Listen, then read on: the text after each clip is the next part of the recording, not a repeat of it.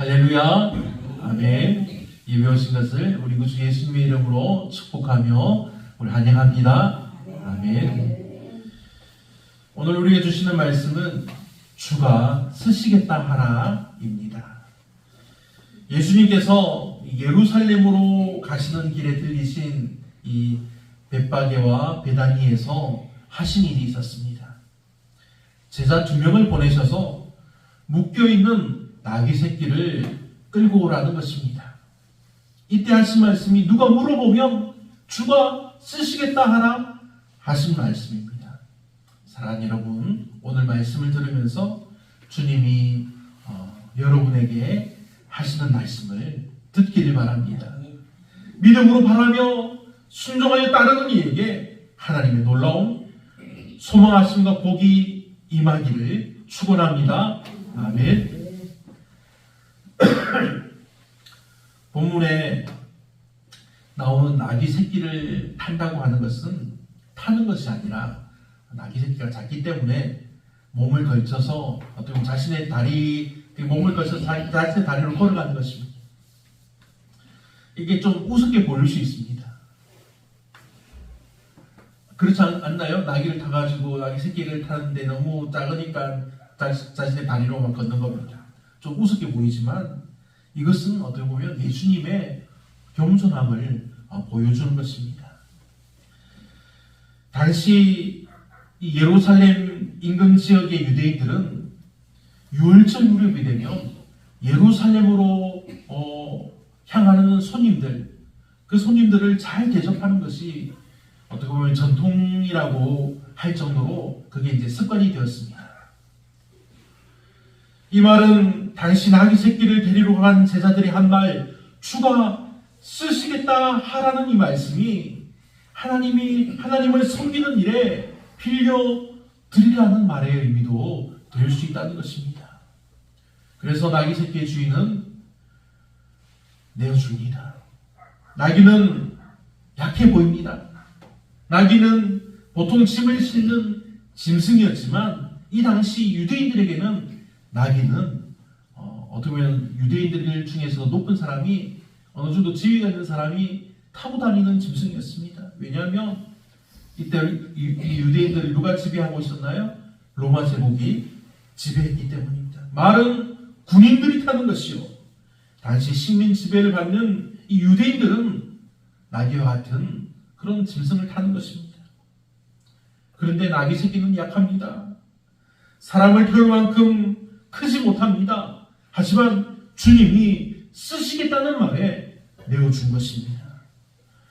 본문 7절과 8절을 보면 나귀 새끼를 예수께로 끌고 와서 자기들의 겉옷을 그 위에 얹어 놓음에 예수께서 다시니 많은 사람들은 자기들의 겉옷을, 또 다른 이들은 들에서 벤 나뭇가지를 길에 펴며, 이렇게 나옵니다. 자신의 겉옷을 벗어서 펴는 것은 왕에게 자신의 충성을 나타내는 방법이었습니다. 열왕기하 9장 13절 말씀을 보면 무리가 각각 자기 옷을 급히 가져다가 섬돌 위 곧 예후의 밑에 깔고 나팔을 불며 이르되 예후는 왕이니라 하니라. 이렇게 자기들의 겉옷을 왕 앞에 까는 것은 충성을 나타내는 것입니다. 그리고 나뭇가지를 건들고 깔고 한 것도 통치자에 대한 충성을 나타내는 표시였습니다. 당시 유대인들에게 유월절은 정말로 중요한 행사입니다. 그래서 유월절에 참석하기 위해서 오는 순례자들을 그 예루살렘의 입구에 모여서 환영하는 것이 보통이었다고 합니다. 하지만 예수님께서 예루살렘에 입성하실 때는 조금 다른 모습입니다. 겉옷을 펴고 사람들이 나뭇가지를 흔들며 외칩니다. 호산나, 호산나. 당시 그곳에 있던 많은 사람들과 그리고 이 마가복음 이 말씀을 읽던 첫 독자들은 예수님께서 예루살렘에 들어가실 때의 모습을 왕이 입성 행진을 하는 모습과 같다고 생각했을 것이 분명합니다. 호산나는 오 구원하소서라는 말입니다. 유대인들에게 호산나라는 것은 자신들의 메시아 구원자를 맞이하는 왕을 영접하는 행동이었다는 것입니다. 당시 모이던 사람들이 얼마나 기뻤을까요? 정말로 기뻐하면서 호산나 호산나 하면서 외쳤습니다. 이 말씀을 또 읽던 사람들은 또 얼마나 기뻐했을까요? 기뻐하며 춤췄을지 모릅니다. 사랑하는 여러분, 우리도 이 말씀을 읽을 때마다 기쁨이 넘쳐나기를 바랍니다. 기뻐하며 춤추는 역사가 일어나기를 예수님의 이름으로 축복합니다. 아멘. 그런데 예수님께서 나귀 새끼를 타고 예루살렘으로 가실 때 성문을 지키는 사람들이 있습니다. 성문을 지키는 로마 군인들이 있었습니다. 로마 군인들이 예수님이 메시아라는 사실을 알았다면 그냥 보내주지 않았을 것입니다. 단번에 잡아들이고 죽이려고 했을 것입니다. 하지만 그들도 예수님이 나귀 새끼를 타고 오는 모습을 보았습니다. 그들이 보기에는 우스개 보입니다. 정말 우스운 모습에 그들은 아마도 웃고 떠들며 저 봐라 저 유대인들이 하는 짓을 봐라 하면서 막 웃었을 것입니다. 하지만 예수님을 따라서 모여든 사람들을 보고 놀랐습니다. 모여든 사람들이 점점 많아지며 길을 가득 채우고 앞에서 먼저 가는 사람들이 있고 뒤에서 따르는 사람들이 있어서 이제 예수님이 잘 보이지 않게 됩니다. 찬송하리로다 오늘 우리 조상 다윗의 나라여 가장 높은 곳에 호산나 하더라. 이런 찬송 소리가 높이 들리는 주님을 찬양하는 기쁨의 자리가 된 것입니다. 주님은 나귀를 타고 예루살렘에 입성하셨습니다. 많은 사람들이 모여서 호산나 호산나 찬양합니다. 환호합니다. 호산나 찬양하며 주님을 맞이하라는 이 표현은 종려주일에 예수님이 예루살렘에 입성하실 때에 사람들이 사용한 찬양의 말입니다. 우리를 구원해 주세요. 기도합니다. 이 말은 원래는 도움이나 구조를 요청하는 부르짖음에 사용되었다고 합니다. 하지만 나중에는 하나님의 능력을 찬양하고 인정하는 의미로 발전했습니다. 따라서 이 표현은, 이 호산나라는 표현은 예수님을 구원자로서 환영하고 찬양하는 뜻을 담고 있습니다. 기독일보라는 신문에 실린 어느 목사님의 간증의 내용입니다. 고난 중의 감사가 더 귀한 감사고 고난 중의 찬양이 더욱 귀한 찬양입니다. 나를 지으신 이가 하나님, 나를 부르신 이가 하나님, 나를 보내신 이도 하나님, 나의 나 된 것은 다 하나님 은혜입니다. 한량없는 은혜, 갚을 길 없는 은혜, 내 삶을 애워싸는 하나님의 은혜, 아무 주저함 없이 주신 땅을 밟습니다. 나를 붙드시는 하나님의 은혜 속에는 저는 아무것도 아닙니다. 주님만이 모든 것이 되십니다. 주님 뜻이 온전히 이루어지게 하옵소서. 말씀에 순종하는 삶을 살게 하시고 겸손히 깨어지고 낮아져서 섬기는 삶을 살게 하시고 종려가지 힘차게 흔들며 주님께 영광의 찬양을 드리게 하옵소서. 끝없이 높은 곳에 호산나 호산나 찬송합니다. 아멘. 오늘 사순절의 마지막 주간인 고난주일, 이 종료주일을 맞이한 여러분 모두에게 이러한 감사의 고백과 기쁨이 넘쳐나기를 소원합니다. 아멘. 이렇듯 예수님께서 하신 말씀은 주가 쓰시겠다 하나 있습니다. 엎어나. 그렇지. 예수님의 명령에 나귀 새끼를 가져온 제자들은 처음에 그 뜻이 무엇인지 몰랐습니다. 하지만 제자들은 주님께서 필요로 하시는 것임을 이해하고 따르는 모습을 보여줍니다. 사랑하는 여러분, 이와 마찬가지로 우리도 주님의 그 권위와 지시를 받아들여야 합니다. 주님께서 어려움을 당한 우리에게 말씀하십니다. 주가 쓰시겠다 하라. 우리가 할 말이 바로 이것입니다. 주님이 쓰신다고 하신다. 주님께서 여러분들에게 어떤 말씀을 하실까요? 여러 가지로 표현될 수 있습니다. 주님께서 사용하시는데 빌려드리자.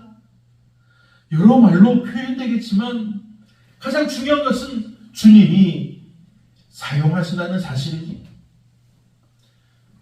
우리가 옆집 사람에게 무언가 돈을 빌려준든지 뭘 빌려주는 것도 우리가 고민하고 결정합니다.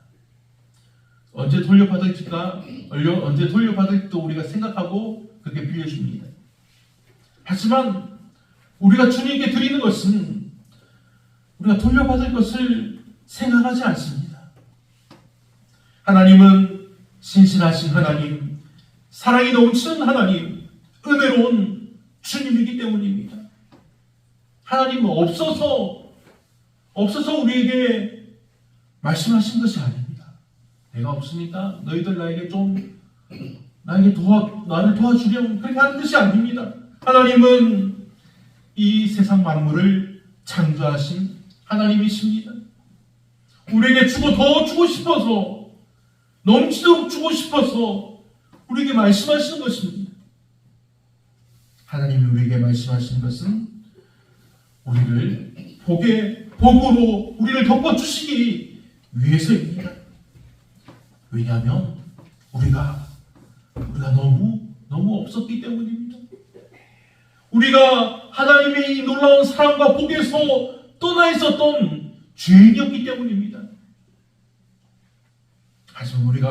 하지만 하나님께서 우리를 부르셔서 새롭게 하나님의 자녀가 되었습니다. 하나님의 사랑하시는 백성이요, 하나님의 사랑받는 자녀가 되었기 때문입니다. 사랑하는 믿음의 성도 여러분, 하나님이 지금 저와 여러분에게 말씀하시는 것은 내가 죽도록 너를 사랑한다는 말씀입니다. 믿으시면 아멘 하시길 바랍니다. 아멘. 아멘 하는 자에게 하나님이 넘치는 사랑과 은혜와 복이 임하기를 바랍니다. 아멘. 본문을 보면 우리가 놓치기 쉬운 부분이 있습니다. 나귀 새끼의 주인이 주님을 알았나 하는 부분입니다. 요한복음 1장 28절에 말씀이 이렇게 나옵니다. 이 일은 요한이 세례 베풀던 곳 요단강 건너편 베다니에서 일어난 일이니라. 이 일이 무엇일까요? 예수님께서 베다니에 살던 수많은 사람들이 세례 요한이 세례 주는 곳으로 몰려들었습니다.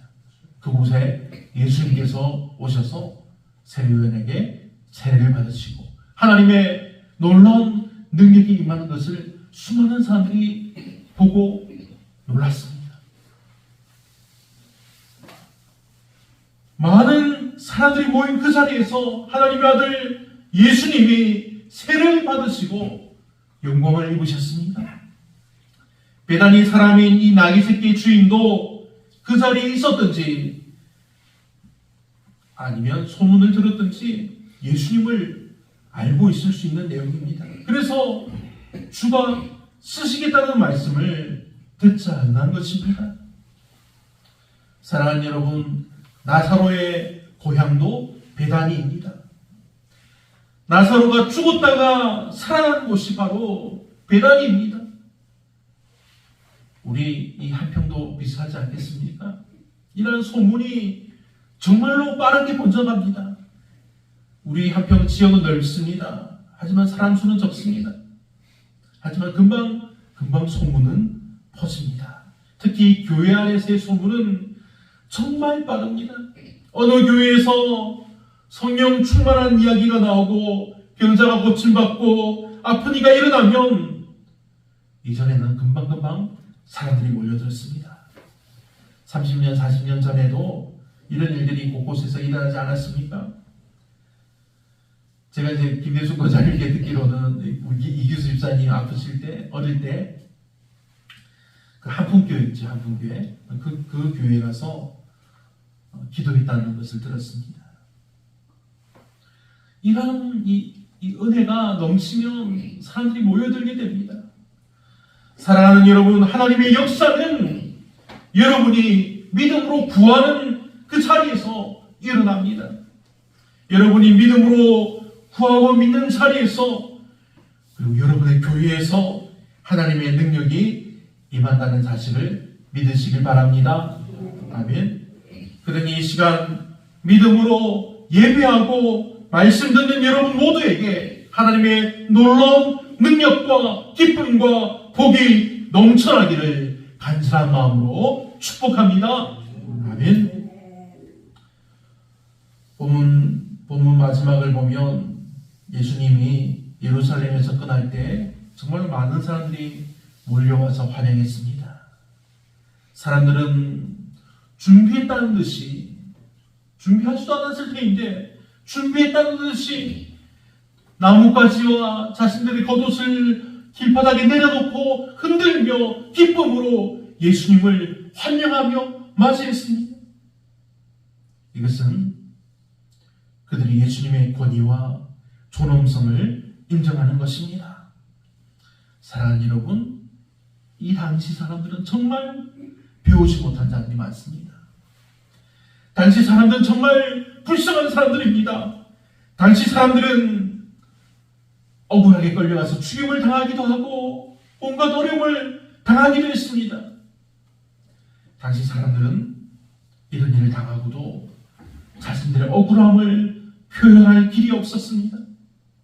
이때 예수님이 메시아, 세상을 구원하실 구원자로 오셨습니다. 이때 예수님이 제자들에게 말씀하십니다. 주가 쓰시겠다 하라. 아멘. 주님이 제자들에게 그리고 여러분들에게 말씀하십니다. 주가 쓰시겠다. 주님이 여러분에게 말씀하십니다. 주가 쓰시겠다라고 전하라는 말씀입니다. 사랑하는 여러분, 이 말씀이 짧지만 하나님의 은혜는 가득하여 넘칩니다. 하나님의 아들이신 예수님, 우리 주님께서 쓰시겠다는 것입니다. 주님이 쓰시겠다고 말씀하시면 우리는 더 이상 죄인이 아닙니다. 주님이 쓰시겠다고 말씀하시면 더 이상 헛된 것이 아니요 가장 값진 것이 됩니다. 주님이 쓰시겠다고 말씀하시면 영원한 것이 되고 기쁨이 된다는 것입니다. 그러니 오늘 말씀에 순종하고 믿음으로 전하는데 더욱 힘써 하나님의 사랑받는 믿음의 자녀들이 되기를 우리 구주 예수님의 이름으로 축원합니다. 아멘. 함께 기도하겠습니다.